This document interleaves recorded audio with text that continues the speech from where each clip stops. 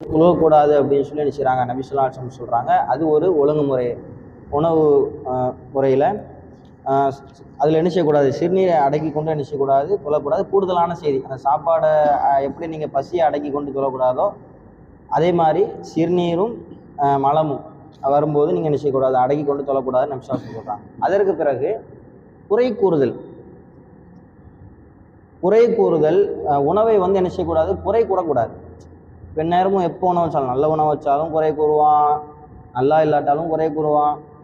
எப்போ பார்த்தாலும் என்ன செய்வோம், உணவை குறை கூறி கொண்டு இருப்போம். சிலர் பார்த்தா குறை கூறுவதற்கென்றே குறை கூறி கொண்டு இருப்பான்.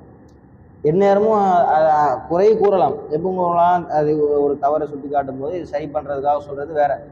ஆனால் ஒருத்தருடைய அதில் எவ்வளோ விஷயம் இருக்குது அப்படின்னு பார்த்தா, உணவை குறை. இப்போ வீட்டில் இருக்கீங்க, உங்கள் தாய் உணவு உங்களுக்கு சமைச்சு கொண்டு வராங்க, நீங்கள் என்ன செய்வீங்க, அந்த உணவை எடுத்துகிட்டு சாப்பிடுவீங்க. என்னம்மா சாப்பாடு செய்கிறேன், நல்லாவே இல்லை அப்படிம்பீங்க. அடுத்த நாள் வேறு உணவு கொண்டு வரப்படும். அப்போ தாய் என்ன உணவு கொடுத்தாலும் என் பையன் என்ன செய்கிறான், மனசு சங்கடப்பட்டு பேசுகிறான் வீட்டில். ஆனால் வீட்டில் நீங்கள் குறை சொன்னது, வெளியே ஒரு இடத்துல போய் இருக்கும்போது வீட்டில் நல்ல சாப்பாடு சாப்பிட்டுட்டு இருந்தோம், அங்கே குறை சொல்லிட்டு இருந்தோமே அப்படின்னு தோணும். இதை விட இங்கே சாப்பிட்டு இருந்த சாப்பாடு இதை விட ஒரு மோசமான ஒரு இடத்துக்கு போய் அங்கே போய் நீங்கள் மாட்டிக்கிறீங்க அப்படின்னா, அங்கே இனம் அதை விட மோசமான ஒரு உணவு என்பது எப்படி வேணாலும் அப்போ குறைவாக இருக்குது அப்படின்னாலுமே நபி ஸல்லல்லாஹு அலைஹி வஸல்லம் அவங்களுடைய வாழ்க்கை முறையை பாருங்கள். அவங்க என்ன செஞ்சுருக்கிறாங்க அப்படின்னா, அவருடைய வாழ்நாளில் எந்த உணவையும் குறை கூறியதே இல்லை. நபி ஸல்லல்லாஹு அலைஹி வஸல்லம் அவங்க உணவு உண்ணும்போது குறை சொல்லவே மாட்டாங்களாம்.